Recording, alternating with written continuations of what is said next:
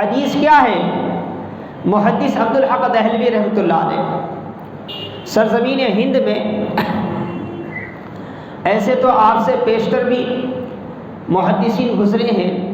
لیکن سرزمین ہند میں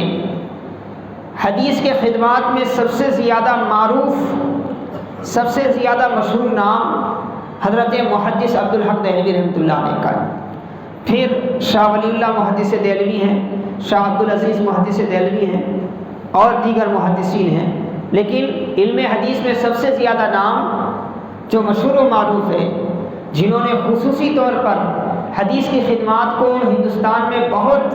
اعلیٰ پیمانے پر، اعلیٰ سطح پر عام کیا، وہ حضرت محدث عبدالحق دہلوی رحمۃ اللہ۔ آپ کی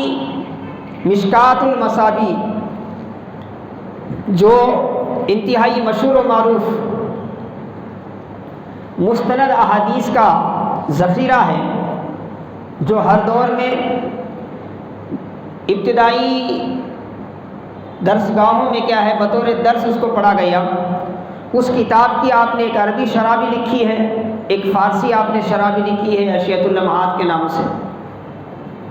اس پر ایک مقدمہ آپ نے لکھا اصول حدیث پر، حدیث کے اصول پر محدث عبدالحق دہلوی رحمۃ اللہ علیہ نے ایک مقدمہ لکھا۔ اس مقدمے کو علمی دنیا میں بڑی اہمیت حاصل ہے، نہ صرف ہندوستان بلکہ عرب ممالک میں بھی اس کو پڑھا جاتا ہے، اس کو بطور بیسک کے پیش کیا جاتا ہے، بہت سے مدارس میں بطور نصاب شامل بھی ہے۔ اس میں آپ حدیث پاک کی تعریف کرتے ہوئے فرماتے ہیں حدیث کسے کہتے ہیں؟ تو آپ فرماتے ہیں حدیث کہتے ہیں نبی کے قول کو، نبی کے فعل کو، نبی کے قول کو، نبی کے فعل کو، نبی کی تقریر کو، اور صحابی کے قول کو، صحابی کے فعل کو، صحابی کی تقریر کو، اور تابعی کے قول کو، تابعی کے فعل کو، تابعی کی تقریر کو حدیث کہتے ہیں۔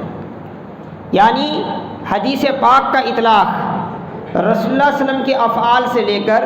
آپ کی حیات سے لے کر صحابہ تابعین کی حیات تک مشتمل ہے۔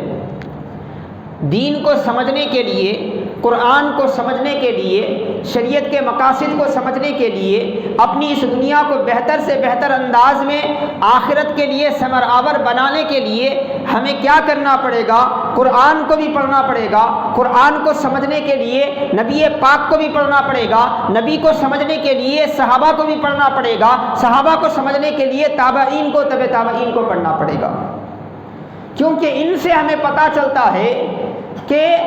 قرآنی ان احکام پر عمل کیسے کیا جاتا ہے۔